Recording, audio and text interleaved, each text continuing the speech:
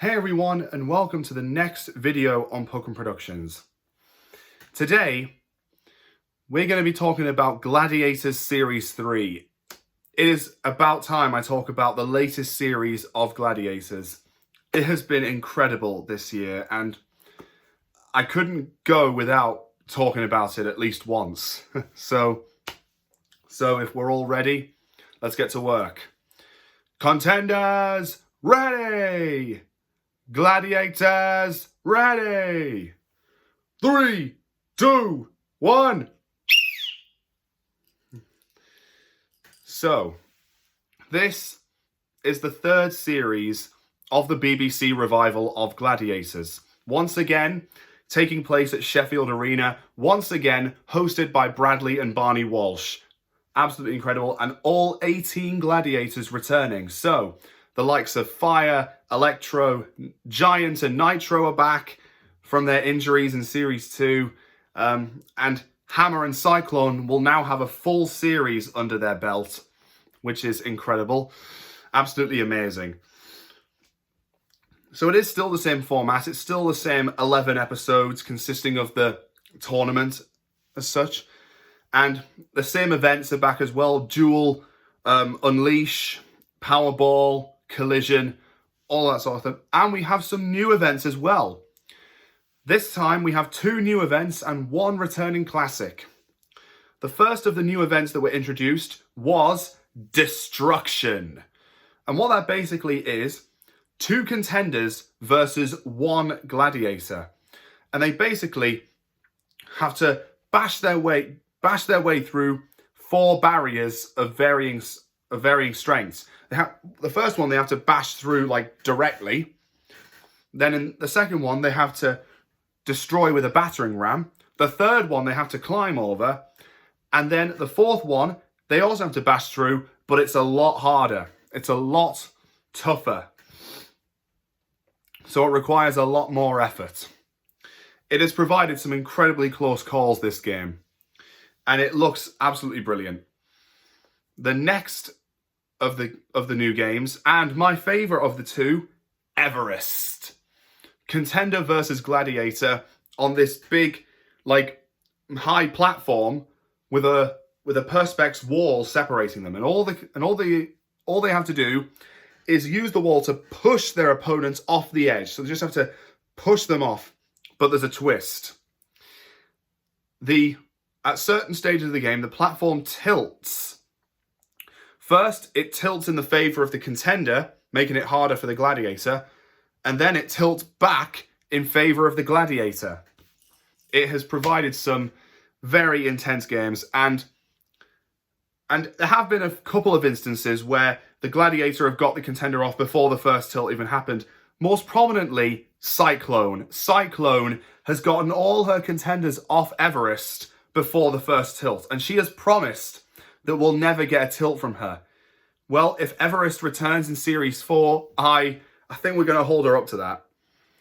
And the returning classic is Suspension Bridge, which was originally introduced in the first episode of the second series of the original show.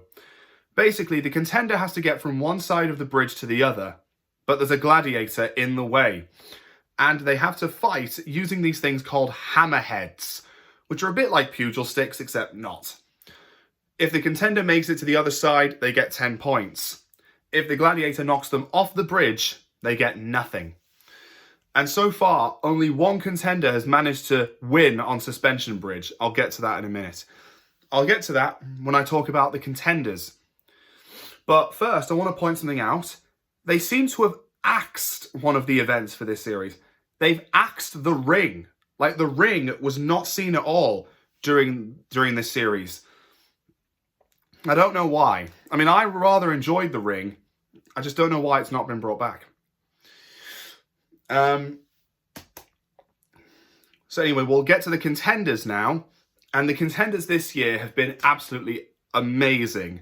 We'll start off with one of the first contenders we saw in the series, Finn, who is a 6-footer, like he's like 6'3", and he proved himself to be a force to be reckoned with when he became the first contender to defeat Giant on Duel. Yeah, Giant had gone undefeated on Duel for the longest time, but Finn managed to break that streak. Absolutely incredible. And then we've got Josh, who actually I was actually intrigued by, because Josh, apparently he was doing this. The reason he was on Gladiators is because he was doing it for his autistic brother Max. So his brother Max has autism, and being a guy with autism myself, I can empathize with that, and that made me support Josh even more. And other times we saw him, that Josh was my go-to one for this one. Josh was just the contender I was most behind, really. And Josh proved himself to be quite the contender when he became the second person to defeat Legend on the Edge. In fact, that fight against Josh on the Edge was the first time that Legend had gone flying into the net without taking a contender down with him. And that must have really been a blow to his ego. And of course, if we're talking about the contenders, then there is also Tyler, who has proved himself to be quite the contender, and he's got a bit of a mustache going on. People love his mustache. I think they were wearing fake mustaches as well. Tyler did incredibly well throughout the series, especially on the likes of Gauntlet. He really blitzed through there. And of course, I can't leave out the women.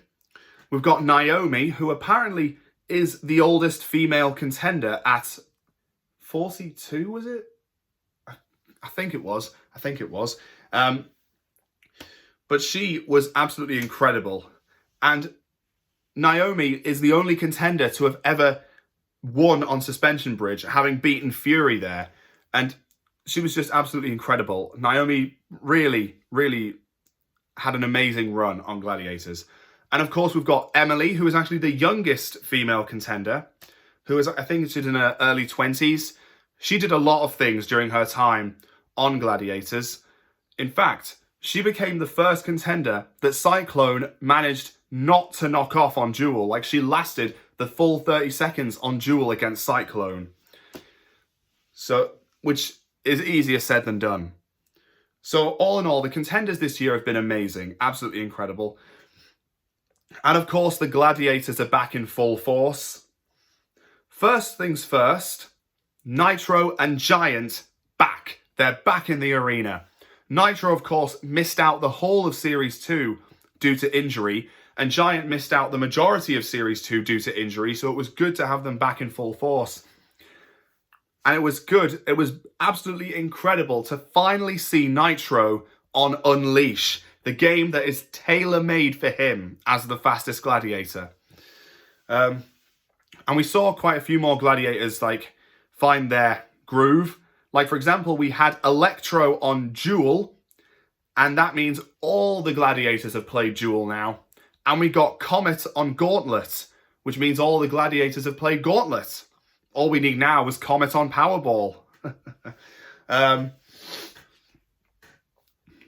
As for more debuts, we had Steel and Fire debuting on Hang Tough. We had Diamond debuting on Unleash.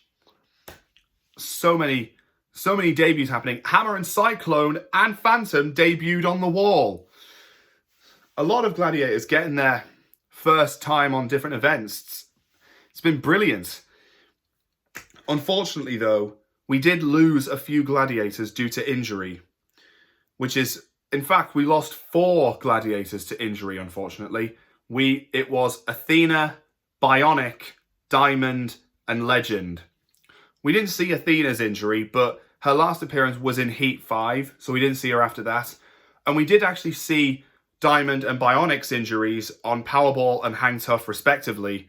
And it was honestly really tough to watch, especially for Bionic for me, because coming from Middlesbrough, Bionic is my hometown hero. So it was just a bit of a sad thing for me. And Legend, he came on to talk about his injury, which was apparently a bicep injury he sustained on the Edge, which means he'd be out of the series for a while. So they were all greatly missed. Or I would be saying that if Legend didn't show his face every single day. Like, seriously, even though he was injured, Legend kept on showing his face. He kept on showing up when he didn't need to, when he needed to be resting his injury. Seriously, I honestly thought that since Legend was out, I was going to end up missing him. But he was just doing all sorts of stuff. He was disguising himself as an audience member, although that was cool, seeing his disguise from the spin-off Gladiators Epic Pranks again. But then he was at the top of the wall. He was interrupting Bradley and Barney. He was messing with the auto cue. He became a terrible assistant referee, and he became an even worse commentator for Guy Mowbray. I mean, seriously, all that was just unnecessary. They didn't need to get Legend to do all that stuff. They didn't need to do that. They didn't need to. They just needed to let him rest, basically. Anyway, so all in all, Series 3 of Gladiators was incredible. It was an absolute blast from start to finish. And many congratulations to Josh and Emily for winning the series and being our 2026 Gladiators champions. So that is it for another year from the Gladiators, but it's only a year until Series 4 rolls around, because there is the next Gladiators live tour later this year, which I will be going to in Newcastle, actually, not Manchester this time. And I will definitely be doing a video about my experiences at that tour when I get back from it. So all in all, Series 3 of Gladiators was absolutely amazing. Let me know what your favourite moment of Series 3 was. Who was your favourite contender? And who is your favourite gladiator? Let me know down in the comments. But until next time, it's goodbye. See you later.